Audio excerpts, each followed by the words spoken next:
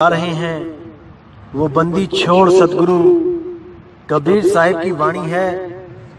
बहुत ही प्यारी वाणी है, बहुत ज्यादा विवेक जागृत होगा आपका अगर आपने इस वाणी को सही से समझ लिया तो क्या कहती है वाणी?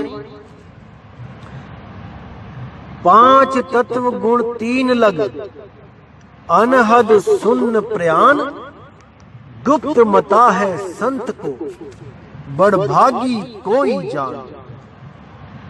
तो यहां वाणी कह रही है कि 5 तत्व गुण 3 लग, अनहद सुन्न प्रयाण, कि जब तक 5 तत्व 3 गुण अनहद नाद सुन्न देश तक की बात चलेगी, तब तक जीव को मुक्ति नहीं मिल सकती, वो कभी भी मुक्त नहीं हो सकता।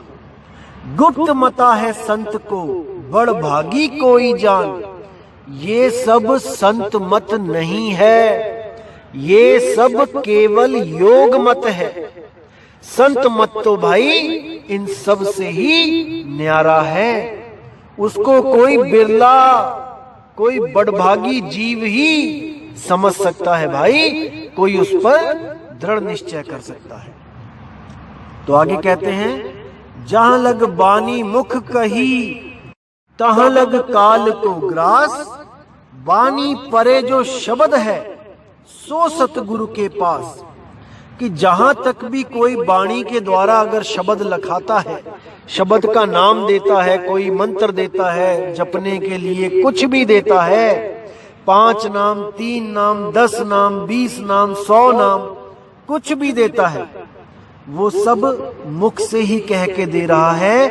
तब समझ जाओ कि तहां लग काल को ग्रास, तब तक आप काल के मुख में जाने से नहीं बच सकते। लेकिन बानी परे जो शब्द है सो सतगुरु के पास, जो वाणी से परे का शब्द है, जो बोलने लिखने पढ़ने में नहीं आता, जो नी अक्षर नाम अबोल नाम है, वो जब सतगुरु आपको भेंट करता है, जब आपको उसका ज्ञान देता है, जब आपकी सुरती को उस शब्द से जोड़ता है, उसके सिमरण करने की विधि बताता है, तब समझ जाओ कि अब आप काल के जाल से बाहर निकलने की तैयारी कर चुके हो। अब आपको वो रोक नहीं सकता, क्योंकि आपके पास नी अक्षर नाम है, नी शब्द नाम है। तो आगे कहते हैं, नी अक्षर जब पावे, जब गुरु होए दयाल, 52 से बाहर करे, तब छूटे घर काल। जब नी अक्षर नाम वो आपको देगा सतगुरु, और जब परमात्मा आप पर दयाल होगा, तभी आपकी सतगुरु से भेंट होगी, तभी वो नी अक्षर नाम आपको वो परमात्मा के द्वारा भेंट किया जाएगा, गुरु के आशीर्वाद से। तब आप जान पाओगे कि नी अक्षर क्या चीज है, क्या है वो जो 52 से परे है। अरे 52 से बाहर करे तब छूटे घर काल। जब 52 से वो गुरु आपको बाहर कर देगा, तब आपका ये जो काल के घर में जो आप रुके हुए हो, सुख दुख भोग रहे हो, तब आप यहां से बड़ी आसानी से निकल जाओगे। मंत्र यंत्र भ्रम जाल है, अकल उक्त से थाप, नाम नी अक्षर शब्द है, सुरत निरत से जाप। अब यहां बिल्कुल क्लियर कर दिया कि जंतर मंतर तंत्र ये सब भरम जाल है। अकल उक्त से थाप, इसको थाप के साइड कर दो। अकल के द्वारा, बुद्धि के द्वारा इस पे विचार करो, इसको अलग कर दो। नाम नी अक्षर शब्द है, सुरत निरत से जाप। वो नाम नी अक्षर जो शब्द है, उसका केवल और केवल सुरती के द्वारा ही सिमरण किया जाता है, उसको याद किया जाता है। लेकिन हम कहीं पर भी नाम की बात करते हैं तो उसके साथ ऑटोमेटिकली जाप लगा दिया जाता है, लेकिन वो कोई जाप होता नहीं है, कि कोई सोचे कि मंत्र जाप की बात हो रही है। नहीं, नाम जाप का मतलब है नाम सिमरण, नाम को याद करना, उस भूली हुई अवस्था को दोबारा से याद करना, ताकि जो गलती आपने कर दी है इस दुनिया में आकर, इस 5 तत्व 3 गुण में आकर, दोबारा ये गलती आपसे ना हो और आप हमेशा के लिए यहां से मुक्त हो जाएं। वरना आप 84 में चले जाएंगे, कोई बचाने वाला आपको नहीं मिलेगा। और दोस्तों आजकल तो क्या बताऊं, 84 को तो खेल समझ लिया लोगों ने। कई लोग ऐसे मिलेंगे आपको YouTube पे जो चैनल बना के बैठे हैं, स्वयंभू आत्मज्ञानी। आजकल वो ये बात कर रहे हैं कि केवल मनुष्य नहीं, कुत्ता बिल्ली गधा सूअर भी मुक्ति प्राप्त कर सकता है अगर वो सहज हो जाए तो। इनकी बुद्धि देखिए आप, ताले पड़ गए इनकी बुद्धि पे। मैं तो हैरान हूं कि कैसे आदमी को मैं आत्मज्ञान दे बैठा, जो समाज का बेड़ा गर्क करने का जिसने बीड़ा उठा लिया है। कई बार तो मुझे बहुत दुख होता है कि बिना परख किए मैंने किसी को आत्मज्ञान क्यों दिया, क्यों आत्मा के गुणों के बारे में बताया, क्यों आत्मा के बारे में जिक्र किया, जबकि वो उस लायक था ही नहीं कि उसको आत्मज्ञान दिया जाए। तो बहुत दुख होता है कभी कि ऐसे ऐसे लोग जो आ जाते हैं भ्रमित करने लोगों को, और वो भी केवल कुछ मान सम्मान के चक्कर में कि बाकी संतों को नीचा करके मैं अपने आप को ऊंचा कर दूं। मुझे शर्म आती है कई बार इन लोगों के बारे में सोचते हुए, जो कहते हैं कि कुत्ता भी गधा भी सूअर भी ये भी पार हो सकते हैं, इनको भी मुक्ति मिल सकती है, क्योंकि वो आत्मा, वो परमात्मा सबके अंदर समान रूप में बैठा है, तो केवल इंसानों को ही क्यों ठेका दिया उसने मुक्ति का। ऐसे लोगों की बुद्धि पर हंसी भी आती है और तरस भी आता है। अरे मुझे एक बात बताओ, अगर वो परमात्मा सबको मुक्त कर सकता है, सबको एक समान दृष्टि से देखता है, भेदभाव नहीं करता है, कुत्ते को भी मुक्त कर सकता है, सूअर को भी कर सकता है, तो मेरे भाई मुझे एक बात बताओ कि तुम किसको मुक्त करवाने के लिए सत्संग कर रहे हो? तुम क्यों जिम्मेदारी उठा रहे हो लोगों को मुक्त करने की?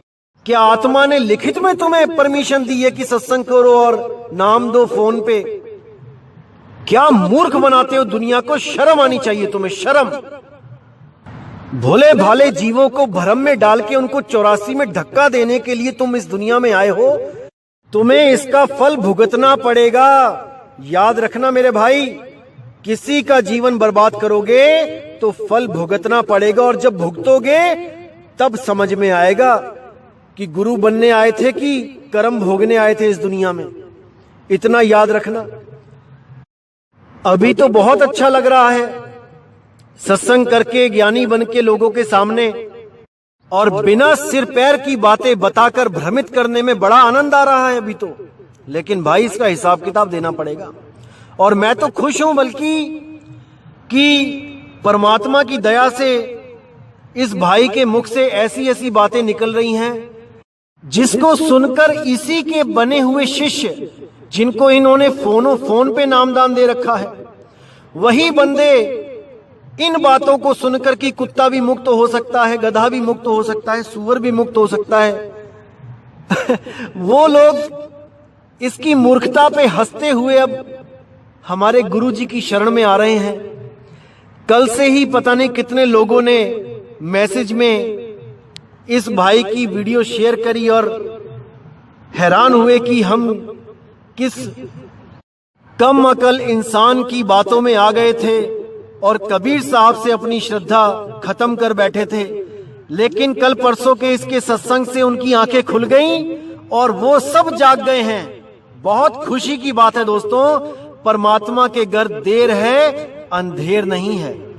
इसने बहुत भरमाया लोगों को हमारे द्वारा दिया गए आत्मज्ञान सुना सुना के, लेकिन अब ये जब अपनी खिचड़ी पकाने लगा, आत्मज्ञान से हटके जो बातें बताने लगा, अब इसकी अपनी ही बातें इसके अज्ञान के जाल को काटने में मददगार हो रही हैं। बहुत खुशी की बात है, बहुत बहुत ज्यादा खुशी की बात है। ऐसे ही ये सत्संग करता रहे और जितने भोले जीवों को इसने उलझाया है वो सब इसके जाल से निकलकर बंदी छोड़ सतगुरु कबीर साहब के शरण में आ जाएं। बस यही अरदास करता हूं मैं साहिब बंदगी। तो आगे क्या कहती है वाणी? काल प्रबल सिर पर खड़ा, रैन दिवस का चोट, अहंकार असवार है, बची है किसकी ओट। यानी वो काल बली वो सबके सिर पे खड़ा है भाई, मौत बनके। कब मौत आ जाए कुछ नहीं पता। रैन दिवस का चोट, दिन हो चाहे रात हो, वो कभी नहीं देखता, वो तो भाई मौत के रूप में आ ही जाता है। अहंकार असवार है, बची है किसकी ओट। इतना अहंकार भरा हुआ है जीव की बुद्धि में, जो आजकल लोग सोचते हैं गुरु करने की भी जरूरत नहीं है, हम ही गुरु हैं, हमसे ज्ञान पूछो, हम पे आत्मा की कृपा हो गई है। ऐसे ऐसे अहंकारी पुरुष खुद तो 84 में जाने के लिए तैयार हैं ही और अपने चेलों को भी 84 में ही ले जाते हैं। बची है किसकी ओट?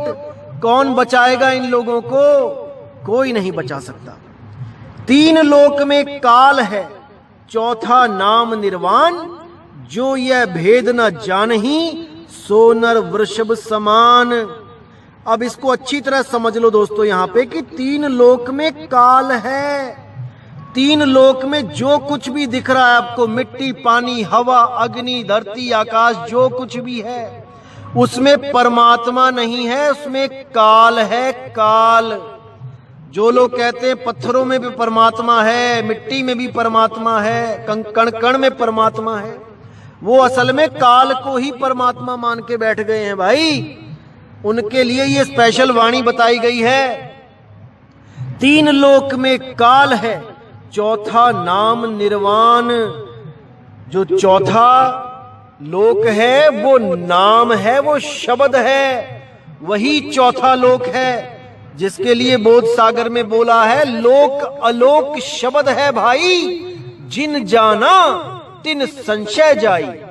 जो उस चौथे लोक को, जो उस नाम को, जो उस शब्द को जान जाता है, वो हमेशा के लिए काल के लोक से न्यारा हो जाता है। उसकी सुरती शरीर को छोड़कर आत्मा में रमण करती है, आत्म ज्ञान में टिक जाती है, ना कि पत्थरों में बैठ जाएगी जाके कि पत्थरों में भी आत्मा है। ऐसा मूर्ख बना दिया है इन लोगों ने कि लै रबदाना। तो आगे क्या कहते हैं? जो यह भेद न जानही, सो नर वृषभ समान। जो इस भेद को नहीं जानता वो आदमी नहीं, वो वृषभ है।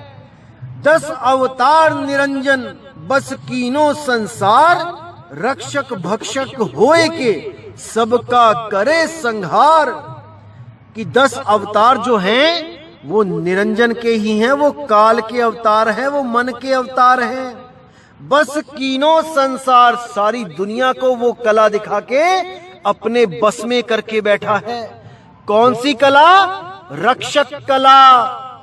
जिस रक्षक कला के बारे में आगे मैं आपको खुल के बताऊंगा, उस रक्षक कला के द्वारा वो सब भक्तों को अपने बस में करके रखता है।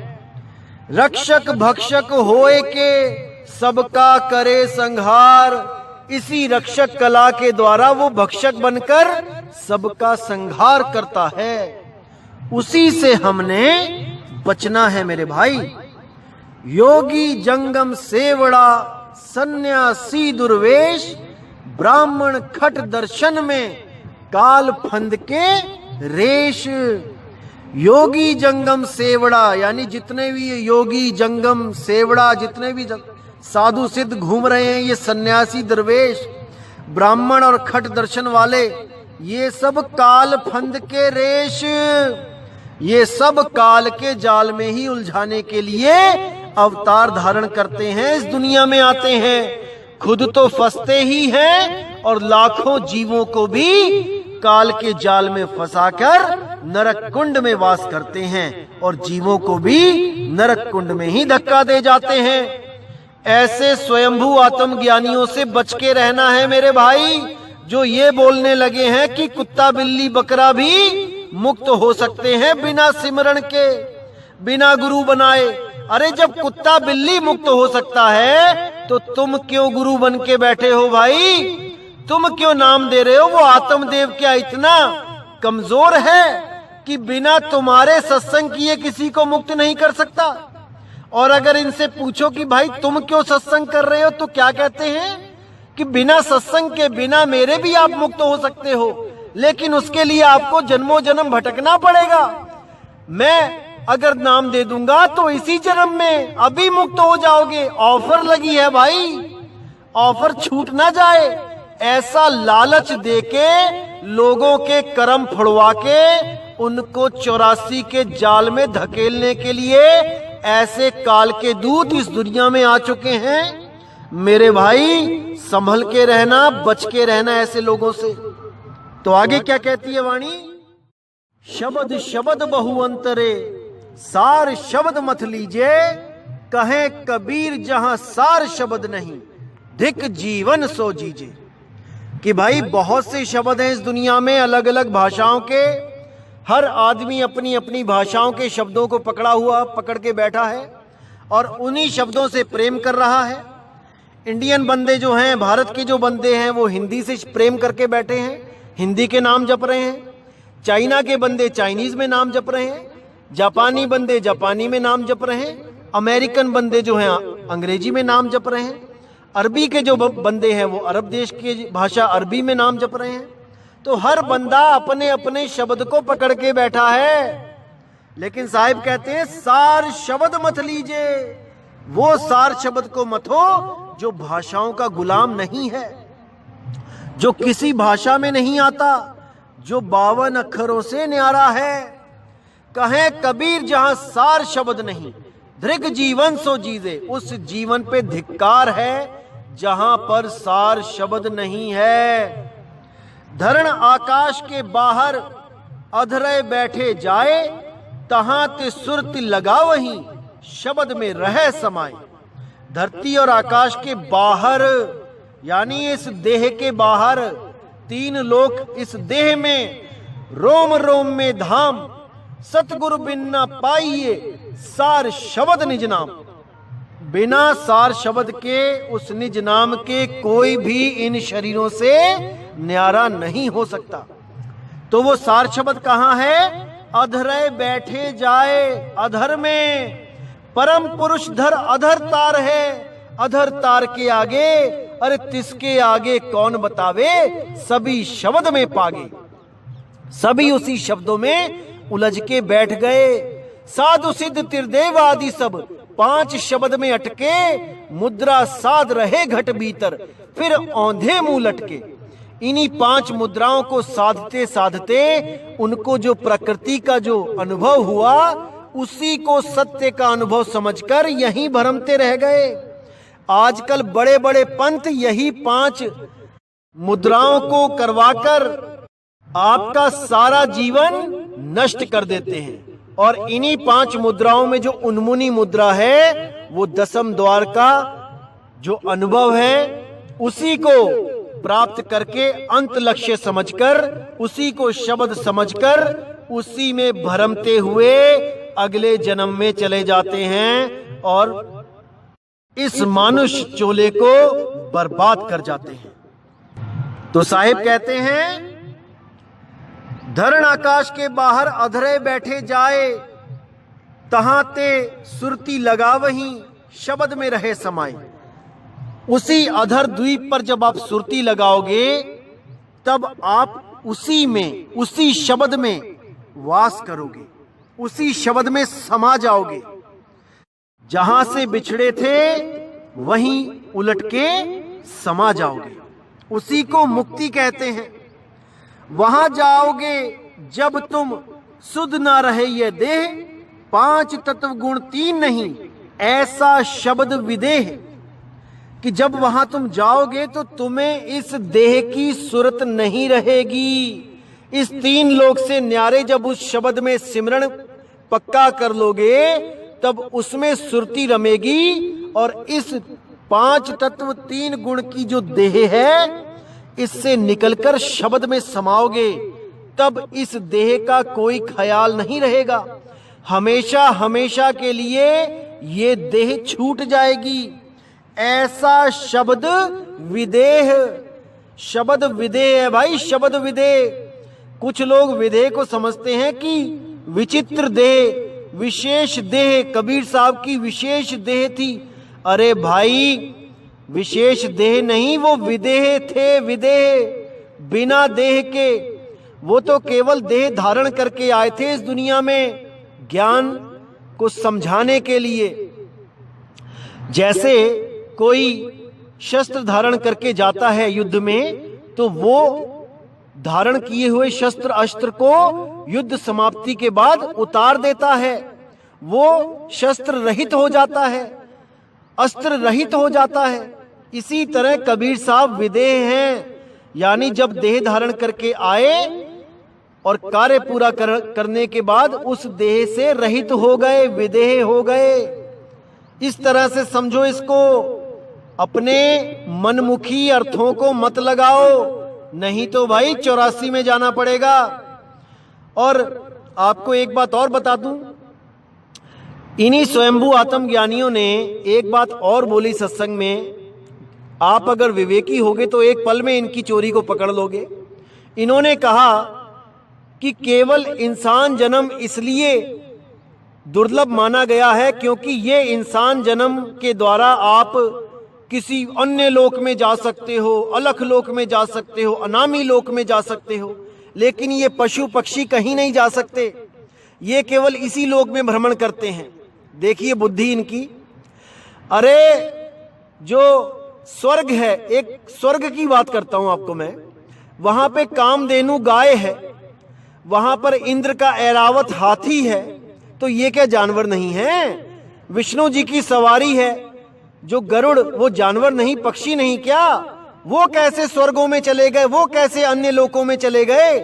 अरे भाई मूर्ख बनाना छोड़ दो दुनिया को। इंसानी जन्म मिला है तो थोड़ा बुद्धि पर जोर दे दो, भरमाओ मत लोगों को। खुद तो भ्रमित हो ही और लोगों को भी भरमाकर इस दुनिया को अलविदा करके तुमने एक दिन चले जाना है। खुद तो 84 में जाना ही है और बेचारे जीवों को भी 84 में ही ले जाना है।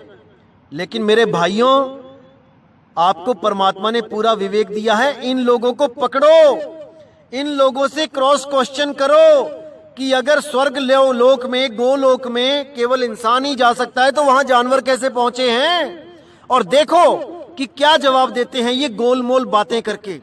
दोस्तों आप इनको पकड़ सकते हो, मुझे पूरा यकीन है, पूरा विवेक आपको दिया जाएगा। बस आपने सत्य का साथ देना है। ऐसे लाखों लोग आएंगे आपको भ्रमित करने के लिए। भ्रमित नहीं होना है, मालिक ने आपको बुद्धि दी है, पूरा जोर लगा दो। लेकिन इस जन्म में अब भ्रमित नहीं होना है, इस बात को गांठ बांध लो। पक्षपात कभी मत करो, एक एक चीज को अच्छी तरह समझो मेरे भाई। ये जन्म दोबारा नहीं मिलेगा, नहीं मिलेगा, नहीं मिलेगा।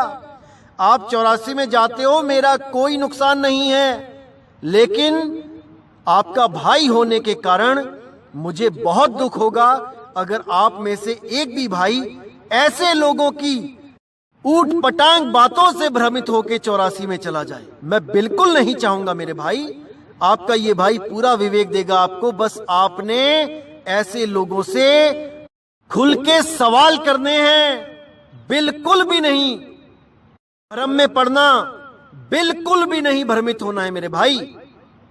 तो दोस्तों पूरी उम्मीद करूंगा कि ऐसे लोगों से आप सावधान भी होंगे और इनको ऐसे सवाल पूछेंगे कि इनको जवाब नहीं आएगा।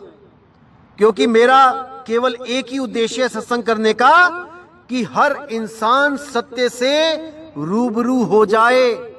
मैं कोई अपने पीछे लगाने नहीं आया हूं आप लोग को, मैं केवल आपको सत्य बताने आया हूं कि सत्य है क्या। क्या है वो शब्द जिसको ना पाने के कारण हम 84 में भटक रहे हैं। उस सत्य को इस जन्म में हमने पाना है मेरे भाई। पूरा विवेक लगा दो, पूरा विचार करो। हर सत्संग पे चाहे वो कोई भी सत्संग क्यों ना हो, आपने विचार करना है। सत्य और असत्य का निर्णय आपने स्वयं करना है मेरे भाई। तो दोस्तों, आज के सत्संग से मैं उम्मीद करूंगा कि आपकी विवेक शक्ति में और बढ़ोतरी हुई होगी। और दोस्तों, बिल्कुल विचलित नहीं होना है। आपका ये भाई आपका पूरा साथ देगा। आप बस सत्संग सुनो और विचार करो। इसी के साथ दोस्तों मुझे विदा करें। जय गुरु बंदी छोड़ वैराग साहिब, जय गुरु बंदी छोड़ साधु शरण साहिब जी, जय गुरु बंदी छोड़ बाबा मदन साहिब जी, जय जय सतगुरु बंदी छोड़ सतगुरु सत्य कबीर साहिब की सदा ही जय हो, सदा ही जय हो मेरे मालिक की साहिब बंदगी सतनाम।